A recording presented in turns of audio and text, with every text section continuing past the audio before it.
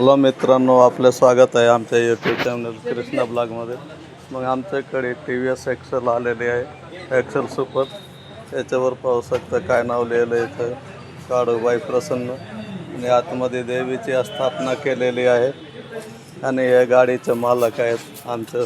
आपण यांच्याबरोबर गप्पा मारणार आहोत. थोडंसं मला जरा कुतूहल वाटलं म्हणून यांच्याशी आपण गप्पा मारणार आहोत.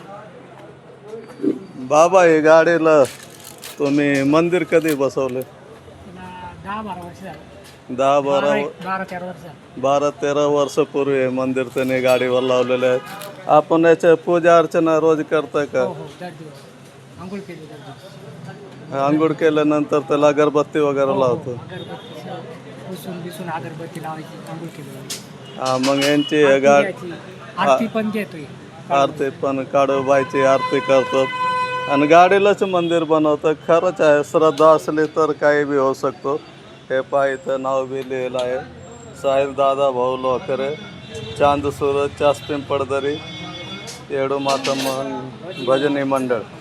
मग यांच्याशी भजन कीर्तनासाठी आपण संपर्क साधू शकता. हो, आपला मोबाईल नंबर सांगा. 94 हां, 54 23 55 47 05. 05. याने यांचा नंबर बी सांगितलं. मला जरा कुतूहल वाटलं आहे गाडीचं मंदिर वगैरे पाहून, म्हणून मला एक छोटासा व्हिडिओ बनवावा. आणि खरं यांनी चांगलं असं म्हणजे गाडीवर यांचं जीवन आहे. गाडीलाच मंदिर समजलं, देवी समजलं. खूप चांगलं वाटलं मला पण, त्याच्यामुळे हे व्हिडिओ बनवलं. आपण पाहत राहा असंच छोटे व्हिडिओसाठी. गाडी बी चांगली कंडिशनमध्ये आहे आणि बाबा बी खूप शांत स्वभावाचे दिसतात. भजनी मंडळवाले तेव्हा शांत स्वभाव राहणारच आहे. मला पाहून असं वाटलं काय लावलेलं आहे. नंतर त्यांना विचारलं तर ते म्हणे काळूबाईचं मंदिर आहे.